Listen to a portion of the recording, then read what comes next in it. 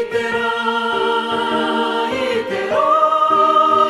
주의 긍휼 받을 때가 이때라 지금 주께 나와 겸손하게 하리라 구원함을 얻으리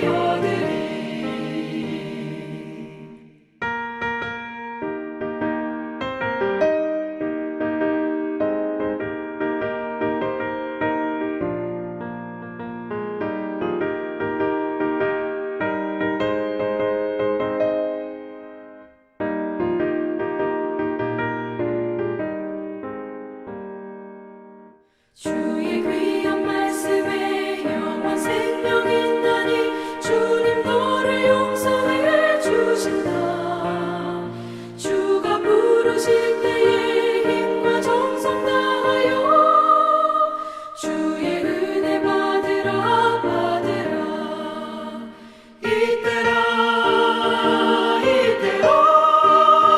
주의 긍휼 받을 때가 이때라 지금 주께 나와 겸손하게 하리라 구원함을 얻으리 세월 빨리 흐르고 세상 친구 가는데 너의 영혼 오늘 밤 떠나도 주의 구원 받으면 천국에서 영원히 주와 함께 살리라 이때라 주의 긍휼 받을 때가 이때라 지금 주께 나와 겸손하게 하리라 구원함을 얻으리 오늘 하나님의 말씀은 마태복음 9장 27절에서 38절까지 말씀입니다. 예수께서 거기에서 떠나가실새 두 맹인이 따라오며 소리질러 이르되 다윗의 자손이여 우리를 불쌍히 여기소서. 예수께서 집에 들어가시매 맹인들이 그에게 나아오거늘 예수께서 이르시되 내가 능히 이 일 할 줄을 믿느냐. 주여 그러하오이다. 이에 예수께서 그들의 눈을 만지시며 이르시되 너희 믿음대로 되라. 하시니 그 눈들이 밝아진지라. 예수께서 엄히 경고하시되 삼가 아무에게도 알리지 말라 하셨으나 그들이 나가서 예수의 소문을 그 온 땅에 퍼뜨리니라. 그들이 나갈 때 귀신 들려 말 못하는 사람을 예수께 데려오니 귀신이 쫓겨나고 말 못하는 사람이 말하거늘 무리가 놀랍게 여겨 이스라엘 가운데서 이런 일을 본 적이 없다. 바리새인들은 이르되 그가 귀신의 왕을 의지하여 귀신을 쫓아낸다. 예수께서 모든 도시와 마을에 두루 다니사 그들의 회당에서 가르치시며 천국 복음을 전파하시며 모든 병과 모든 약한 것을 고치시니라. 무리를 보시고 불쌍히 여기시니 이는 그들이 목자 없는 양과 같이 고생하며 기진함이라. 이에 제자들에게 추수할 것은 많되 일꾼이 적으니 그러므로 추수하는 주인에게 청하여 추수할 일꾼들을 보내주소서 하라. 27절에 보면 예수께서 거기서 떠나가실새 두 맹인이 따라오며 소리질러 이르되 다윗의 자손이여 우리를 불쌍히 여기소서라고 얘기합니다.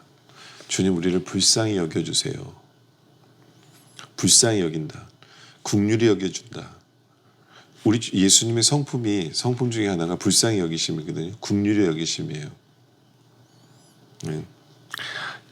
그 36절에도 보면요. 무리를 보시고 불쌍히 여기시니 이는 그들이 목자 없는 양과 같이 고생하며 기진함이라. 그러니까 우리 주님은 정말 어떤 병 가운데 있고 약한 자들 이들을 바라보시면서 불쌍히 여겨주시는 그 주님의 성품을 우리가 보게 되는 거죠. 바로 그 주님의 성품을 우리가 알기를 원합니다. 우리 주님은 우리를 불쌍히 여기시는 주님이에요. 우리가 어떤 고난 속에 있고 힘든 일 속에 있으면 우리를 불쌍히 여기사 그 문제를 해결해 주시고 힘을 주시고 위로해 주시길 원하시는 것이 주님의 성품이시다라는 겁니다. 네, 바로 그 성품을 우리가 알고 배우길 원합니다. 그런데 불쌍히 여기시는 것이 하나님의 예수님의 성품이신데, 근데 27절에서는 보세요. 우리를 불쌍히 여기소서라고 맹인들이 주님 앞에 나갔어요. 근데 주님이 바로 고쳐주지 않으세요. 28절에 보니까 예수께서 집에 들어가심에 맹인들이 그에게 나아오거늘. 그렇죠? 바로 그 자리에서 고쳐주지 않고 집에 들어가 버렸어요. 그러니까 맹인들이 같이 따라 들어오잖아요. 그래서 예수께서 이르시되 내가 능히 이 일 할 줄을 믿느냐? 대답하되 주여 그러하오이다 하니. 주님 바로 고쳐주지 않고 그들에게 믿음에 대해서 얘기를 하세요. 믿느냐라고 말씀하시는 거죠. 이게 굉장히 중요한 포인트예요. 뭐냐면 예수님은 긍휼히 여기시는 성품을 갖고 계세요. 불쌍히 여겨주세요. 그래서 우리의 문제를 분명히 해결해 주실 분 맞아요. 그런데 주님께서는 이 두 맹인을 정말 불쌍히 여기셨기 때문에 정말 이들에게 필요한 답을 주십니다. 그것은 이들이 믿음이 필요하다는 걸 알려주시는 거예요. 그냥 눈만 떠서 세상적으로 눈만 떠서 육신의 눈으로 보는 것만이 이들에게 정말 큰 축복이 아니라 더 큰 축복을 주시기 원하셔서 지체하신 거예요. 주님 분명히 긍휼히 여기시는 분 맞아요. 불쌍히 여겨주시는 분 맞아요. 근데 그러기 때문에 제대로 된 답을 주시는 거죠. 이들에게 믿음을 요구하시고 이들의 믿음을 보이라고 얘기하시고 궁극적으로는 이들에게 육적인 문제뿐만 아니라 영적인 문제까지도 해결해 주시는 분이에요. 우리의 삶도 마찬가지예요. 우리를 긍휼히 여겨주시는 분 맞아요. 근데 왜 당장 바로 해결 안 해주실까? 정말 궁극적인 문제를 해결해 주시려고, 궁극적인 답을 주시려고, 우리를 정말로 불쌍히 여기시기 때문에 제대로 그 문제를 해결해 주시려고 시간을 끄시는 거다라는 거예요. 예. 우리 예수님은 긍휼히 여기시는 분이 맞아요. 그렇기 때문에 보세요. 29절에 예수께서 그들의 눈을 만지시니 이르시되 너희의 믿음대로 되라 하시니 30절에 그 눈이 밝아진지라. 눈을 고쳐줬어요. 근데 예수님께 이런 말씀하세요. 예수께서 엄히 경고하시되 삼가 아무에게도 알리지 말라 하셨으나. 그러니까 주님이 아무도 얘기하지 말래요. 왜냐하면 아직 때가 안 된 거예요.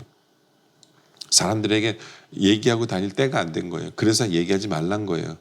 그러니까 이게 주님의 긍휼하심이 우리는 알게 되는 거예요. 아직 때가 안 됐지만 그들이 너무너무 불쌍하시기 때문에 우리 주님은 긍휼히 여기시고 불쌍히 여기시는 분이기 때문에 고쳐주실 수밖에 없는 분이라는 거죠. 이게 주님의 성품이에요.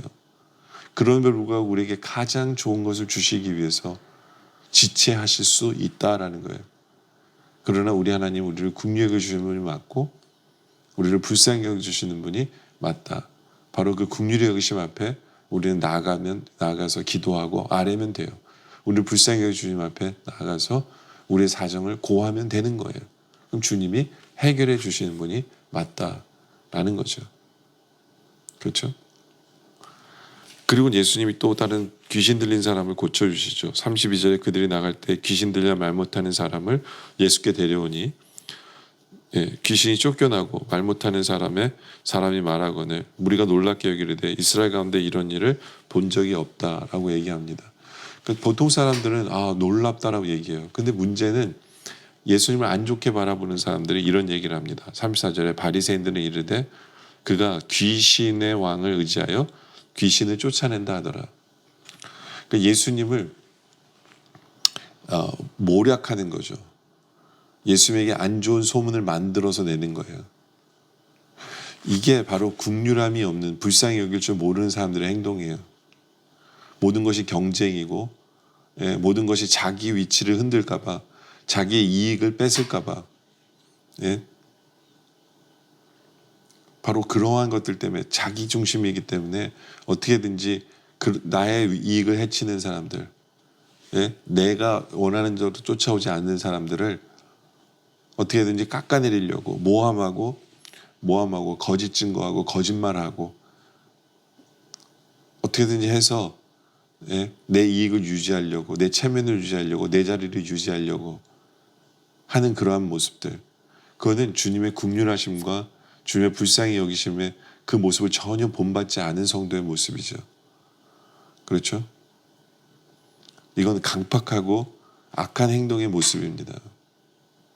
혹시 우리는 어떠한지 생각해 보길 원해요. 우리의 이 모습 속에는 나보다 잘 나가는 사람에게 시기하고 내 이익을 위해서 남을 깎아내리고 헛소문을 퍼뜨리고 잘못된 인포메이션을 은근히 주입해서 내가 옳고 저 사람이 틀렸다는 것처럼 보이려고 하는 그런 모습은 없는지를 우리가 한번 생각해 보길 원합니다.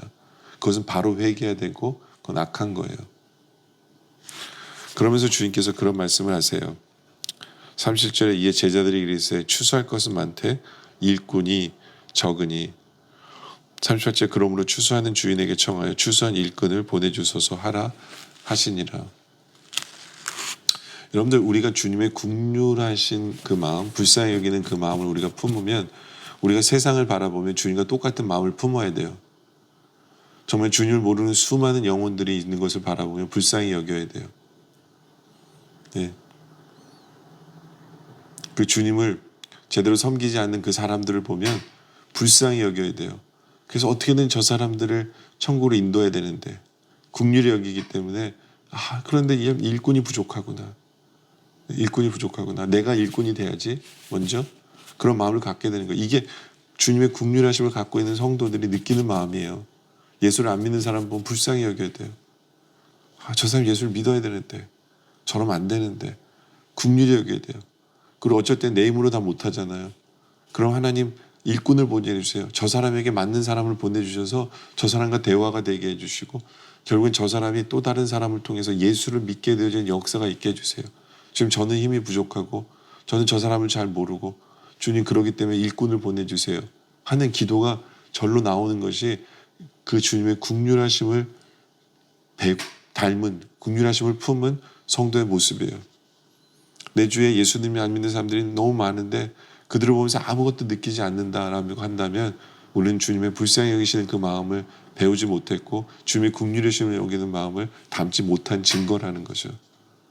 우리가 정말 기도하고 소망해야 돼요. 하나님 주님의 그 긍휼히 여기시는 마음을 나에게도 주시고 주님의 불쌍히 여기시는 마음을 나에게도 허락해 주세요.